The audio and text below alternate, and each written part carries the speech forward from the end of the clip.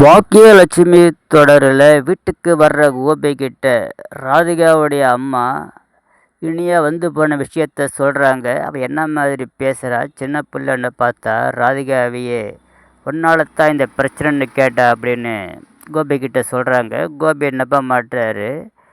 என் பொண்ணு அப்படிலாம் பேச மாட்டா, அவள் அப்படிலாம் பேசுகிற ஆள் கிடையாதுன்றாரு. பிறகு ராதிகா கிட்டே கேளுன்றாரு.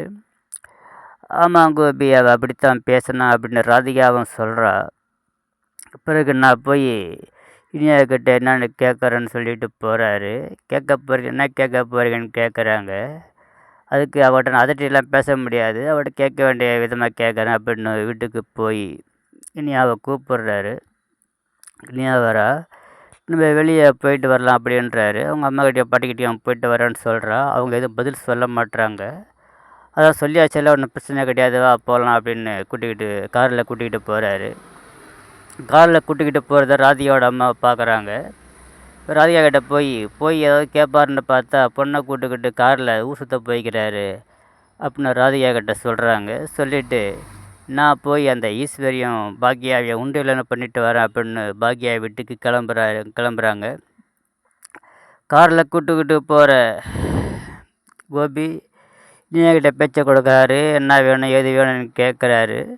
பிறகு நடந்த விஷயத்தை பற்றி கேட்குறாரு. நான் வந்து உங்கள் அம்மாக்கிட்ட சண்டை போட்டிருக்கக்கூடாது, தப்பு தான் அப்படின்னு சொல்கிறாரு. இப்போ ராதிகாவோட அம்மா பாக்கியாவோட வீட்டுக்கு வந்து ஈஸ்வரிக்கிட்டேயும் பாக்கியாக்கிட்டேயும் ஓவராக பேசுகிறாங்க. என் பொண்ணோட வாழ்க்கையை கெடுத்தீங்க, சீரழிச்சிங்க, ஏன் இப்படி பண்ணுறீங்க அப்படின்னு ஓவராக பேசுகிறாங்க. நீ பேசவே கூடாது, பொண்ணை பிடிக்கலன்னு தானே மாப்பிள்ளை என் பொண்ணை கல்யாணம் பண்ணிட்டு நிம்மதியாக இருக்கிற, அது உங்களுக்கு பொறுக்கலையா பிடிக்கலையான்னு ஓவராக பேசுகிறாங்க. கோபம் போடுற ஈஸ்வரி, உன்னை யார் இங்கே வர சொன்னது, என் வீட்டுக்குள்ளே வரக்கூடாது, உன்னை ஆளாகவே மதிக்க மாட்டேன், வெளியே போ அப்படின்றாங்க. அங்கே வர்ற பாக்கியா, வயசில் பெரியவங்களாச்சுன்னு நான் பார்க்குறேன், ஓவராக பேசுகிறீங்க, முதல்ல வெளியே போங்கன்றாங்க. ஒரு கட்டத்தில் ஈஸ்வரி, நீ வெளியே போறியா, கழுத்தை பிடிச்சி வெளியே தள்ளுவான்னு கோபமாக பேசுகிறாங்க. அப்புறம் வெளியே போயிடுறாங்க.